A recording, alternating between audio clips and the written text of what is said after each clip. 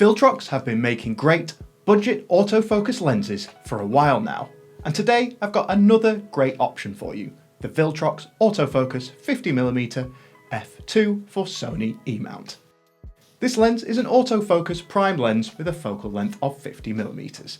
It is designed for full frame cameras and has a maximum widest aperture of f2. It's available for Sony E and Nikon Z mount, but today I'm reviewing the E-mount version. Now, the price of this lens is just $199, and lenses in this price range seem to be the new normal for third-party autofocus prime lenses, which is great, but that doesn't necessarily mean that it's good quality. So how does this one perform? Let's find out. So before we get started, Viltrox have sent me this lens for review, but as always they have no input on the video and I'll be reviewing it honestly. If you haven't seen my channel before, I make lots of videos about Sony cameras and lenses. So subscribe to the channel to see more videos like this, and don't forget to drop a like on this one if you're enjoying it. It helps me out a lot. Okay, so this lens is a 50mm prime lens for full frame sensors. So if you were to use it on an APS-C camera, the field of view would be around 75mm, making the image much narrower and quite tight, so it would be tough to use in a situation like this. 75mm is quite a narrow field of view.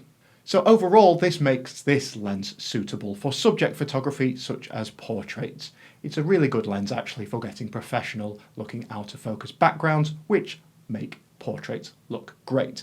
Where a focal length like this is less suitable, as I said, would be wider shots where you want lots in your image, or a space where you don't have a lot of room to set up far away from your subject. So let's have a closer look at the lens itself. It comes in a small box and comes with the usual documentation and a carry pouch, and of course the lens. And looking at the lens, it is pretty small with a plastic finish. The casing is all plastic and the only metal bit is on the mount. Now it weighs just under 200 grams and has a very compact design. The front and rear lens caps are also plastic. The mount of the lens is metal with electronic connections for the autofocus system, and it also includes a USB-C port for future firmware updates. It's also worth mentioning that the lens isn't weather sealed. The lens also has a 58mm filter thread and comes with a plastic lens hood. You'll notice that there's only one ring on this lens. There is no aperture ring, meaning changing the aperture can only be done through the camera. The ring that is on the lens is a focus ring, which of course you could use in manual focus mode. This ring is also plastic and it has very smooth travel. The minimum focus distance of 0.51 meters or 1.8 feet means that it doesn't have the closest minimum focus distance, so you can't get too close to your subject. However, because of that focal range of 50mm, you still do seem quite zoomed in if you're getting close to things, but worth bearing in mind this certainly isn't a macro photography lens. Now let's move on to focusing, and specifically the autofocus system with this lens. And the autofocus is okay and pretty accurate, though it does make a little noise when settling on focus, though that isn't too loud. It isn't the quickest autofocus I've used, but will be okay for most shooting. Probably not one for if you're going to be tracking fast-moving objects, but it doesn't really have the focal length for that anyway. It's worth noting, of course, a lens at such a reasonable price doesn't have image stabilization, but it's always worth mentioning. That means that your shots will be a little shaky unless you're using in-body stabilization of some sort, or you're using it with a gimbal to reduce the shake on your shots. Okay, so let's look at the most important thing, which of course is the image quality. And I've found wide open at its maximum aperture of f2, this lens is really sharp in the center of the image, which is great. But also surprisingly for a lens this cheap, is that the aperture is still really sharp at the edges. This is where the image quality normally starts to drop off on these wider aperture lenses.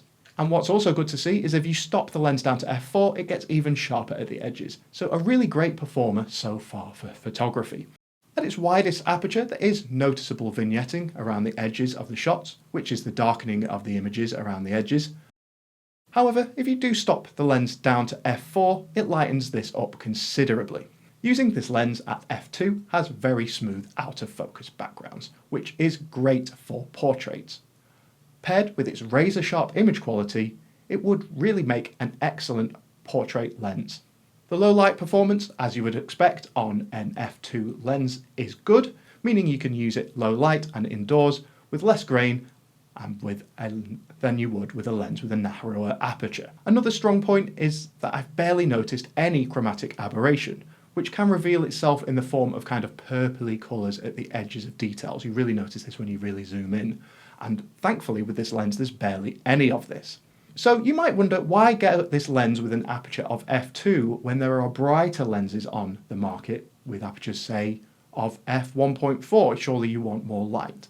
And well, the reason for this is, from my testing anyway, this lens has been sharper than any of these lenses.